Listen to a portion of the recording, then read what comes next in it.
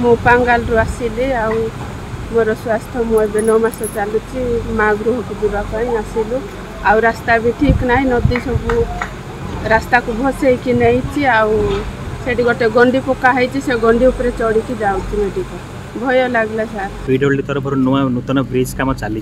जो diversion road से करते पीडब्ल्यूडी ता तरफ जो वर्षा है 14 दिन धरी वर्षा होता से डाइवर्सन रोड धोईला पीडब्ल्यूडी को कथा कलेक्टर सर को जन कि बर्तमान डाइवर्सन रोड नूतन काम स्टार्ट होपर भी आम लोक मान सुविधापी और गोष्ठी अधिकारी भाव लक्ष्मी बस को बुले नेबार व्यवस्था भी करा 3टी पंचायत लोक जमी यातायात गमनागमन विशेषकर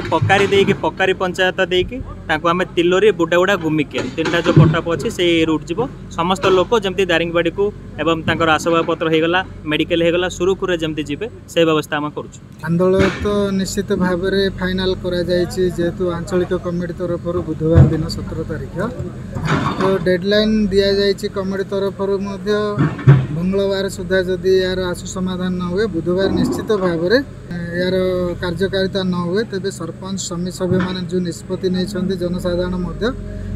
एनएच उपर आंदोलन निश्चित जारी रखिए। दारिंगबाड़ी ब्लॉक रू आम नियमित भाव बुडागुड़ा गुमिकिया अलिमा पर्यंत आम जाऊँ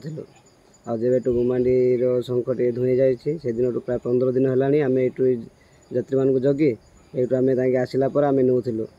किंतु प्रशासन आज आसी वीडियो सार कही जाइछंती किंतु केबे ने पाए किछि कहना केबे जीव से कोन कहछंती वीडियो सार कोन कहछंती सेपट प्रथमा कटगड़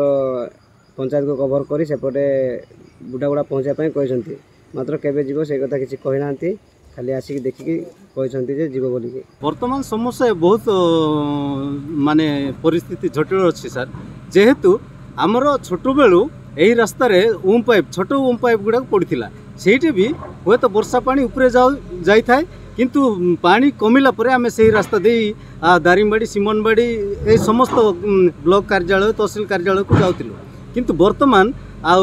जो दायित्व थी कंट्राक्टर यही बाईपास रास्ता से ठीक रे करी नाही जेहेतु सेटा माने धुईकी नहीं जाइए किंतु वर्तमान भी सेटा ऊम पाइप पकईकी जदि से करदेव आम यातायात करूँ जेहेतु ऑटो जीव बाइक भी जापर आ